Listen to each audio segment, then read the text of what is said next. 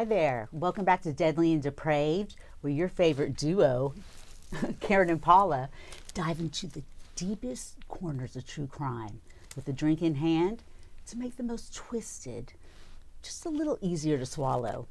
I'm Karen, educator by day, true crime detective by night, always have my lipstick in place. You do, Karen. I can't and it's usually one specific color. So it's a Pepto-Bismol pink. I'm Paula. I am an HR rebel. I do coaching and executiveness during the day. But Karen and I definitely get together at night and I solve mysteries in my designer shoes. So that's right. What are those today? Oh, today's are Manolos. So they're like a little bit of my favorite. So thank you for asking. Yeah, I love them. Okay, well. What are we talking about today, Karen? Okay, we are talking about the Randall Woodfield case. Okay. And when you hear about this man, he has, as one detective said, he couldn't keep the thing in his pants. You will find out later through this podcast just how much he could not keep it in his pants. Wait, so a detective said Randall cannot keep this thing in his pants? No, because of his flashing women all the time, exposing himself. That's how he got, but we'll get to that in just a second. Okay, well, here's the good news. I've never had to call you like after a Bumble date to say the same thing. So thank God. Exactly. Okay, yeah. All right. So since we have to have our signature pour. Mm-hmm. So this is Deadly and Depraved, and yes, you're seeing us in our beautiful selves, not just our voices now. Let's make our signature cocktail today. The Wide Deceiver. Oh my God, she stole my line. Okay, the Wide Deceiver. You're going to understand why, but you loved the name of mine. That's why you took it. Okay, let's talk a little bit about our cocktail, Karen. So if you don't mind, I'm going to have you help me make a little bit of this. Let me open that. Sure. Okay, so Deadly Crime Sippers, you have to have a cocktail to go through our Deadly and Depraved piece of this. And so we are starting off, Karen, with 2 ounces of bourbon today. I did bourbon because what you're going to hear about Randall is he's an all-American football player, wannabe. So you're going to see that's why I pulled the bourbon in. Then I also want to tell you this season we are going to have the drinks that are actually drinkable because we know that we've been making terrible drinks. So I promise, like gas fuel. I promise you, these are going to be the better drinks. Okay, so now Karen, we're going to move to 1 ounce of grapefruit juice. Okay. And this is because on top of everything, it's refreshing. It's kind of it's a little bit you don't really know it's going to be in there, but okay, that's kind of what Randall was I need too. More. Okay. Add more. You usually do that with the liquor, not just the grapefruit juice. Okay, next we're going to have 5 ounces of honey. Mm-hmm. And honey is because I promise you he's not a honey to his ladies. No, not in the least. No, all right, little bit of honey. Uh-huh. Now, here's what you're going to laugh. All right, let me do this. Let me see if I can. I'm just putting 3 spoonfuls. Okay, I've never made you actually have to do this on camera. No, except you for usually do it. I know. Okay. We're trying something new, ladies and gentlemen. Okay, we would like to have some tahini salt. Okay, let me do yours. Yeah. And then we shake this, right? We are going to shake it. Okay. Just 1 more second. No, now. Okay. Okay, all right, now that I have the tahini out, now you can shake. Shake it. I remember to keep the top on, you forget every time to put it on. Okay, so you did not forget. Okay, excellent. Okay. All right. Ooh. Does it look good?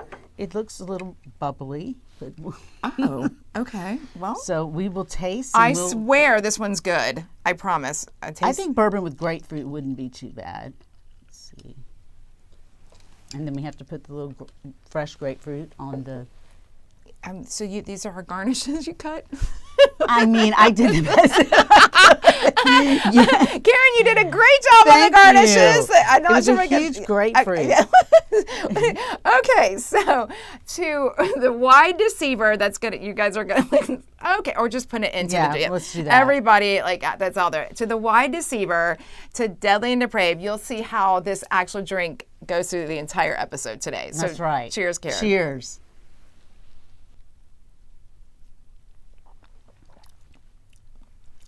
Not bad. That salt gives it a little. Honestly, again, I'm going to tell you, this is the first time I feel like we've actually made another really good drink. But it creeps up just like Randy does to women.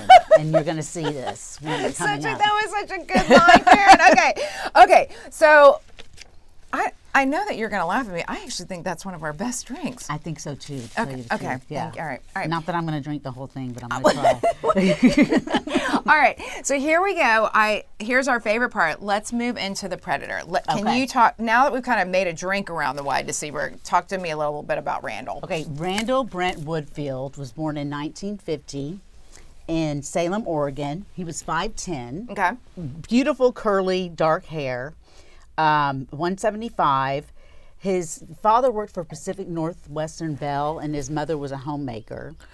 Okay, wait, before you go any further, like Pacific Northwestern Bell, like we had Southwestern Bell. Is that the same? It's the same, but it's for the Pacific. Okay. It's for that part of the country. It's for the western part. Okay. Yeah. So, but what's interesting I found by reading this book is that he didn't have any childhood trauma that most of these perpetrators have. There was no abuse. There's no physical abuse, verbal abuse, or sexual abuse. Like his two sisters one's a doctor and one's a lawyer right now, and he's he's locked up for 40 years, 95 years plus the rest of his life. So I was trying to find you always want to know why they do something. Yeah. Why did this person do this? How could they do this? But there is no history of that except when he starts exhibitionism, and he starts that in middle school. Okay, so wait, so there were no red flags? Like red flags would be exhibition with him flashing people. Okay, but coming from his childhood, there was nothing that was like eye-opening to you. No. So he gets into junior high, and then what happens? So he starts exposing himself to people, and he loved to see the expression on their face. Like pants open. Yes. And that happened to me one time when I was a patrol. In 5th grade, I was patrolling. I was one of those with the patrol with the orange on, and I was having my little flag, and this station wagon, pit comes, and this man had his penis just sticking out of his underwear, and I'd never seen one before. And I was just agape, my mouth was, and I did the one reaction that he wanted to do, that he wanted from people. So you did the same. Shock. And you're scared. And Randall wanted that. And if he laughed, that would be kind of funny because they would run off. But that's just not the MO for these type of predators. Okay, so Randall wanted the same reaction that you were doing, like you actually had to go through. Okay. Yes. So it's weird when I read that. It came back to me. I was like, oh my God, I remember that in 5th grade. And so there was a policeman who came out and did a case about it and all that sort of stuff. I don't think they ever found him. But there were no consequences for his escalating behavior for doing that. Just like the person that happened to you. Right. Yeah. So he never got in trouble doing it. They couldn't bust him, but that's what ended up happening. Okay, so with Randall, then no consequences. I think we're going to hear that a lot as we go through the episode, right? We're going to hear the no consequences actually started in junior high, but they're going to keep going. Right. So, okay, then I want to know about, because we call this the Wide Deceiver, this is really important to talk about his career.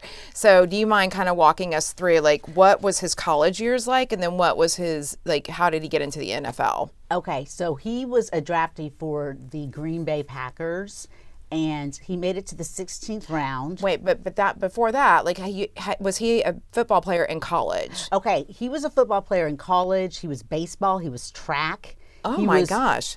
The best at everything, and his the behavior still was going on with him flashing people and stuff. But I think the police kind of shut it down, or because it was such a small town and he was the star, that they didn't prosecute him. They kind of kept their eyes closed with the whole thing. Okay, so he actually took this whole exhibitionism into college.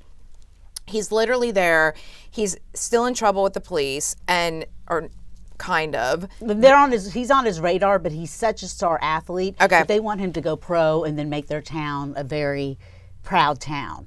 And I think one thing you told me was he joined some kind of Christian. Oh my God, Crusades for Christian Crusade Christ for Christ, or something like that. Yeah. So he had all the right, dotted all the I's, crossed all the T's about who he was, and but no. Okay, so this is all of his college years. Tell me about the NFL then. Okay, well, he gets cut from the NFL, And this is where that saying where he couldn't keep the thing in his pants was. Okay. Oh, Okay. how This is was where it that? started. Okay. I just saw you take a sip. I know. Because I was like, I mean, to get through these things with you, I got to keep drinking. Touche. Yeah. And he had 10 to 20 other indecent exposure incidents. And Randall did. Randy. Yes. Okay. So he I would say if like I would say he's probably done 75 indecent exposures. Exposures? Yes. Okay. And that's when the detective said off the record to Anne Rule, the book that I read, this is based upon, had said he couldn't keep the thing in his pants. So that's how he got dismissed. Okay, so then why did he not make the team? Okay. He didn't make the team. He wasn't that great. Oh, he wasn't? He had very small hands, and they said that he used them as a tackling dummy instead. But, everybody has excuses why they don't make something or make the cut. So he really just wasn't that good. Okay, so literally, like, he's a tackling dummy. This is hilarious. He's exposing himself with very small hands. I never thought of that. Yeah. All right. So then now what happens? Like, where do we go from there? Okay. Well, 1975, he moves back to Portland after he's dismissed from the Green Bay Packers. This is when the escalation begins. It's no longer indecent exposure. He is now robbing people, and he's doing it with a paring knife. Oh my gosh. Okay, so we need to get into the escalation then. All right, so let's talk about that then. So what the police ended up doing is they put a decoy operation together in a park because he was accosting women in parks and using a knife and grabbing their money, and he wasn't doing the exposing himself to them. So this it always leads to something more violent, I think. Okay. So that's sort of the red flag. So if that happens at a young age, that's really when you should nip it in the bud and get them into therapy. But so they set up a decoy, and it was a female officer, and she was in a park, and they were surrounded by cars, and they were undercover, and he proceeds to come up to her. And, to the decoy? To the police woman with a knife. Okay. And that's how they found it. That's how he got his first arrest.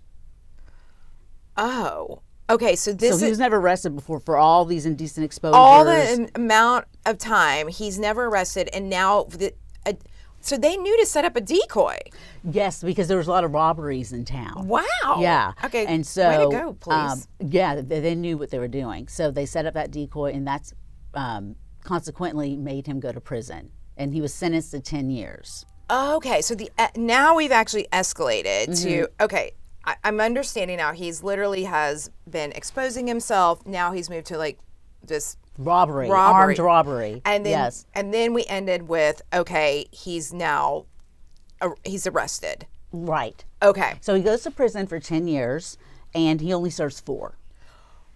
Wow. I know. I mean, you could get away with a lot more back then, I guess. I mean, this was the late 70s, early 80s. Well, okay. Well, I mean, Karen, on that, I have to tell you, I think we need a drink break because, I'm sorry, this is a lot going on that you've actually exposed. I exposed, no pun intended. Okay. So I want to say to the crime sippers about we like to talk about our toaster for the actual victims. And so today I want to do, I write these out because I'm really passionate about making sure the victims are acknowledged here. Yes, that we're talking about them too. I'm going to say the toast because this is our first drink break is to the young women who are just trying to build independent lives, working night shifts, supporting families, chasing dreams. They had no idea they were being hunted by a predator. No. Cheers. Okay. Always take a moment for our victims. Now, can we talk about them? Because this was the most fascinating thing I have ever. When Karen and I were doing this preparing for this, she was explaining all these. The victim number is astounding to me. So let's talk through the victims. Okay. Well, he didn't get prosecuted for all the victims. There's 44 altogether. I know. And he got convicted only of 2 of them. 2 to 3. But the first victims we can talk about are, and they're all young women in their 20s and 30s, and they're all brunette. For some reason. Because like let's talk about the type, because you said I would definitely be his type. Yes, you would. I always think you're shorter than 5'4". Aren't you 5'3"? I'm literally 5'5". I don't think so. But seriously. maybe because you have heels on. But I always thought you were 5'3". You're a little shorter than I am, and I'm 5'4". Oh, Karen, I'm taller than you. No, Okay, after this podcast, we are going to figure out who's taller. We'll stand head to head like you did in school. We're coming back to Okay. Okay, so let's talk about I like when you talk to me about, like, tell me about his type though real quick, because like his type is. And they were always younger too. They were always 13 years younger at least. So he was just like a dog in heat, going to bars especially after prison. Oh my goodness, he was going up to every woman, saying his undying love to them, and girls that were women that were his age, his peers, could see right through him. And it always had to be younger, naive girls. Oh, well, of course. Well, yeah. But he knew he could get him that way. So okay, what I liked around this too is I know that 44 there were up to 44, but you said the original number were at least 60 assaults actually happened. Mm-hmm. So I mean, in all of this, he's convicted for one, but there's a huge number out there. Oh, there is, and DNA evidence is found. That's why he's in prison even longer. He's been sentenced over and over to life sentences. But he so tell me how he hunted these victims. So before, like, because we'll get into like their names and everything, as you know, we always like to make sure that we talk about the victims. Mm-hmm. But tell me a little bit about, like, what was his pattern like? How did he go about finding these young, naive women? Besides bars. Right. He would go to brightly lit office buildings and make sure women were alone. And the one that he got convicted of, Beth Wilmot and Shari Hull, those are their names, and they were two young women that were 19, worked for I think it was Shari Hull's father's janitorial service company, we'll and they were cleaning.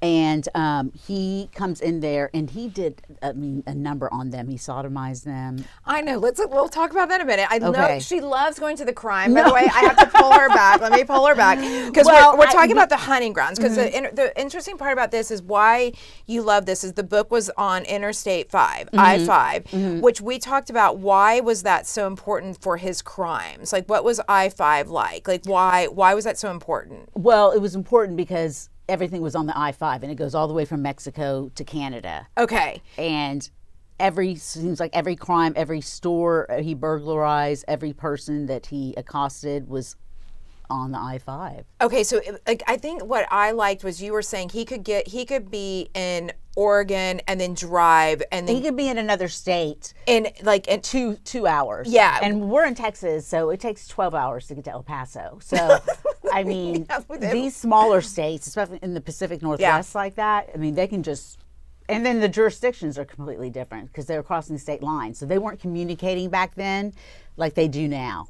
Yeah, I really like this part about you and I talked through the hunting grounds was why he could get away with it, right? Because I think that's really important. I don't think that happened today. Do you think it would happen today? No, it would not happen today because now they communicate over state lines. So if he would have gone to Oregon and then actually like 2 hours later did if he stayed in Oregon and did these crimes, I think he would have been caught earlier. Okay. For sure. Okay. So now, I always like to say, you know, can we honor the victims then? Because then I think this is the point, like, let's take our second drink break around. I'd like to be able to talk through the victims really quickly because this is where you started to talk about Shari and Beth. Yeah. And I think we need to just be able to honor them. So, okay. I'd like to then raise our glasses to our victims. And you always make fun of me because I say their names wrong, so I promise I practiced this time. You correct me. Okay. To Shari Ayers. Shari Hull. Shari Hull. See, I knew you correct me. S-H-A-R-I. I knew it. I mean, that's the way you pronounce it. I apologize to her family. Beth Wilmot. Donna Eckerd. Janelle Eckerd. Her daughter, yes. Julie Wright, and every woman who trusted the wrong face. So this is to those survivors, one that we know that actually changed the whole course of the case. So and that was Beth Wilmot. Yes. So Beth Wilmot actually changed the whole case because she was the one that was in the office building with Shari Hall. And what consequently happened is that she identified him through a lineup, and his semen was found in her throat, and he had herpes, and she got herpes, and so that's how he was caught. Okay, Yes. but let's talk about his first known murder. Do you mind? Like, let's jump into like. Sure. Yeah, let's talk about like Sherry Ayers. Okay. So why don't you tell us a little bit about that? Because I think this is where like people start to understand he had an entire rape kit. Yeah, he did. Yeah. I mean, so Sherry Ayers was his friend in high school, and they worked on the not New Year's Eve,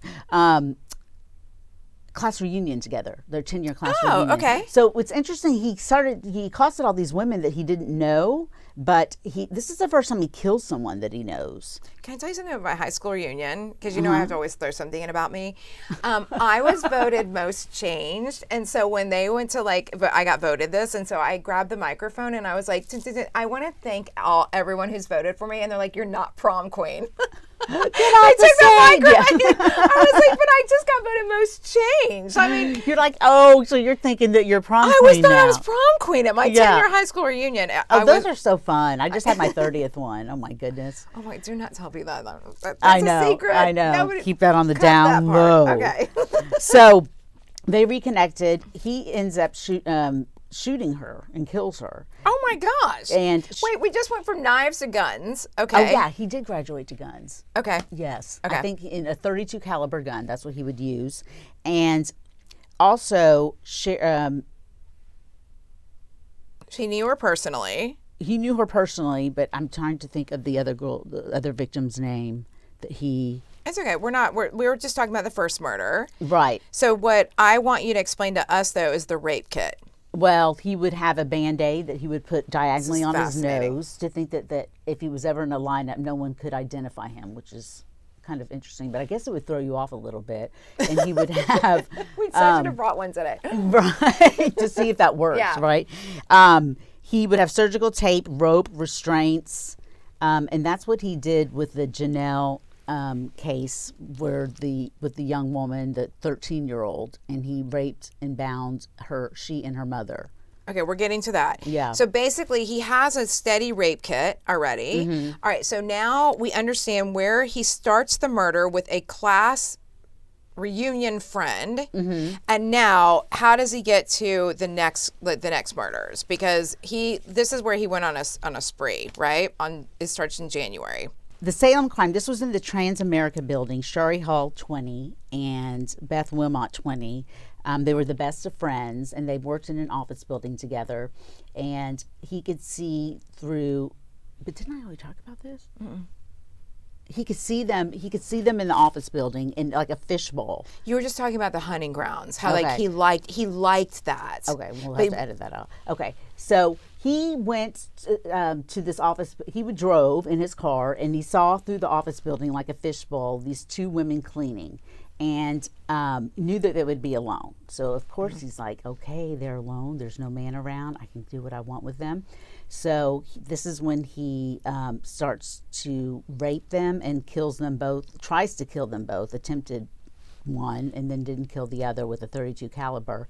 He sodomizes both of them, and Which you talked about earlier, and I was like, Karen loves the details of crime. So while sometimes like my mom will be listening to this podcast and she has to turn it off because well, I like to know the reasons why they were apprehended, and this is why they are. Yeah. So I like the science behind it, and he got apprehended because of semen that was in her throat, right, and because he did proceed to give her herpes. That detail alone, I was taken so aback that he actually gave herpes to that many women too. Imagine the amount of women that he... Oh, I know, just traveling and trickling around all of Oregon. And then I wonder who gave it to him. I don't know. Okay, so tell me a little bit about Beth, though, because this was a miracle that came out of this. It was a miracle. She survived 2 bullets to her head, the .32 caliber, and the bullet actually ricocheted off of her skull. And detectives later, they said later, and medical staff said later that she must have, sounds kind of weird, but she must have had a thick skull for it to not penetrate all the way through. I love that you said that. Because this was a miracle medical happening that happened with her. But her best friend did die, and Shari Hull did die. But we'll talk about that and what her parents did to make a little silver lining in this terrible but before murder. that, let's get to the California murders, because that's the big piece, I think, is, after he did these 2 murders. It's just like second nature to him after that. I know, he's like literally like he has no problem having no. And he brings his rape kit everywhere. And so this is Donna Eckert and Janelle Eckert. She was 37, a single mom. Janelle was only 14. And her sister, who was only 13, had stayed after school to go to a basketball game and comes home and finds them both deceased in her mother's bed. They had both been raped, bound with a surgical tape, and he even put the glasses back on the mom. Oh, So imagine being a 13-year-old and finding your deceased sister and mother like that. So that was his next murder, and that was in California. So like I said, he was in Oregon, then California, just like that. So like I said, they're not communicating over state lines. I'm sorry. So. Like I always like when we do these podcasts, because you'll bring in something that I haven't heard before, and I'm like, the sister was 13 and found them. Yeah, I know. So it's probably that scar is gonna be imprinted in her brain the rest of her life. Oh, I mean, I have some therapists if you need them. I don't think you can do that much trauma. Well, then how in the world did he get caught then, Karen? Like, he's like, we talked about the murders. How did he get caught? So personal payphones, I don't know if y'all remember those, but they could get papers out and see where he had called. And so they were always girlfriends that they knew that he was dating. Oh my gosh, okay. Dating multiple women during the killing spree. And he really did maintain the boyfriend facade. So he had a spent .32 casing in his racquetball bag, along with surgical tape that the cops found. Okay. And along with the Band-Aids. And that was all found during his apartment search. Okay, so kind of pulling all this all together, he literally has been driving up and down I-5. Murdering, raping, passing herpes. Sodomizing, everything. And he gets on a payphone to call his girlfriend. Yes. I'm sorry, criminals. It always just one little thing that makes them slip like that. Right. All right. So now, can you talk about like the trial? Because we always love to like explain, like you said, you love to know like why did they get into the trial? Right. So prosecutor Chris Van Dyke, who is actually Dick Van Dyke's son, coincidentally, that's so cool, said that he is the most detached defendant he's ever seen. Beth's devastating testimony looked Randy in the eye the entire time, wasn't intimidated by him at all. Okay. He was convicted after 3.5 hours of deliberation. That's it. So the jury goes out. They're like 3.5 hours. Boom. We're done. Okay. Okay.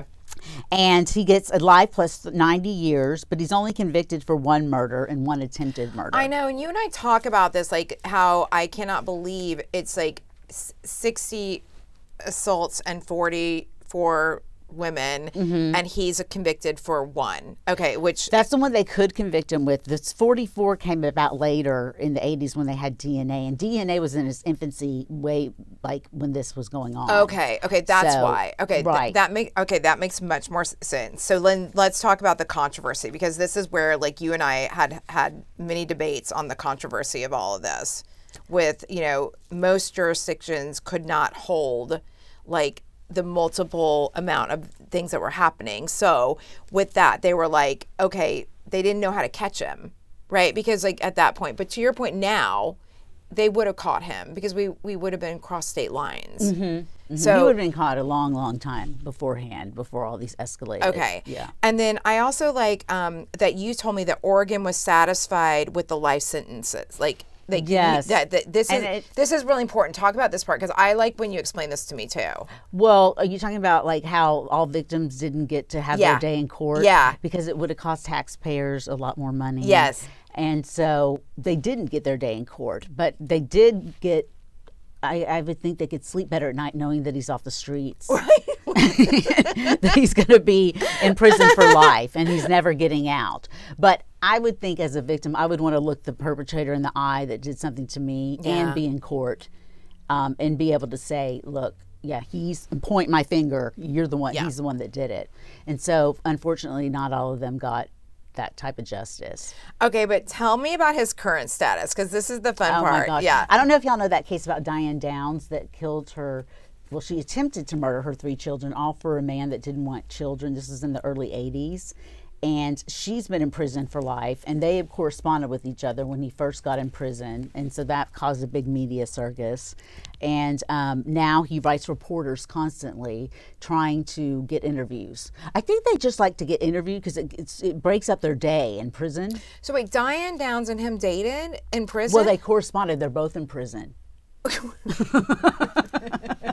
So they were both writing each other. I don't know how they didn't date. They dated in fantasy, but they wrote each other and professed their love and that they were going to get married. And this caused a big media circus. I mean, that could be a whole new app. We create the 2 murderers, like a dating app for murderers. Yeah, they'd have to use their commissionary fund in prison. Because we drink a lot of bourbon. Yeah. We drink a lot of bourbon. That's why we think we're funny right now. Okay, but I liked when you told me that he was also married in prison.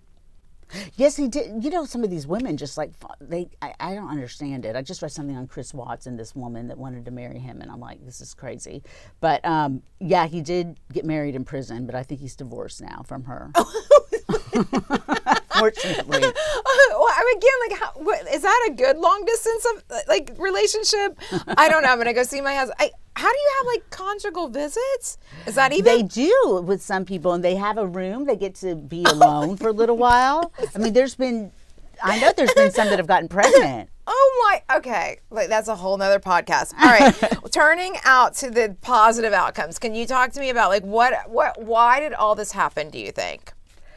Well, if something happens so devastating like that, you want to find some good in it. So Beth Wilmot became a survivors' rights advocate, and she helps others navigate through the legal system. Okay. And she turned trauma into helping others. Okay. And Sherry Hull's legacy, her parents did I think a college fund for working class students and a memorial that helps students also. So, wow. I mean, well, see, that's when, like, I love when you, like, talk about, like, why this happened and then, like, what the whole, like, the good part of it is. Yeah. About. Okay. Then I think, can we talk through the bigger picture? Because, you know, this is what I got so passionate about. And so, I mean, do you mind if I kind of, like, take the reins. So after, like, really listening to you and looking at this part and hearing this story, the bigger picture is the no consequences piece for me that's really bothered me, meaning that like you're an NFL player, you're a football player, you're amazing. And I told Karen that I don't mean to be any disrespectful to Stefan Diggs, but like he strangled his chef and he has really had little to no consequences. He got to play in the Super Bowl. Yes, the Patriots let him go. And yes, I have gotten into football. So I'm sorry that we're having to talk about football because Karen's how did she know Karen like rolls her eyes at me now, but I literally started to love football just because of drama that's happening now. But if you look at the same like situation with Randy, no consequences. It's kind of like, is that what's happening now, Karen, in our society today? I see what you're saying, the parallels with it. I mean, sports is a big deal. I know, and a lot of money. winning's a big deal. So, I mean, it's a shame that they did that. I didn't know about that until you told me about it. I mean, I've been like obsessed with this, and then Cardi B broke up with him.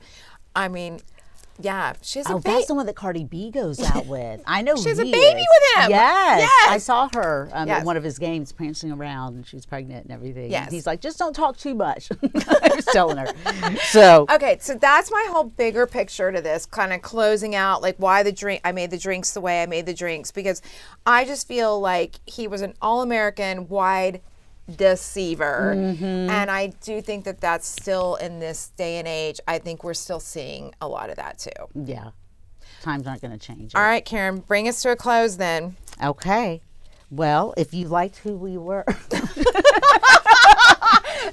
Who we are. follow us on Deadly Depraved on Instagram and Facebook, and you'll get behind the scenes content. That's my line. You're going to get behind the scene cocktail recipes and my favorite thing to do, which is like make fun of Karen. It's like, we're doing that is my favorite thing, I've realized. Stay curious Stay kind. and always tune in to Deadly and Depraved. Cheers, Karen. Cheers.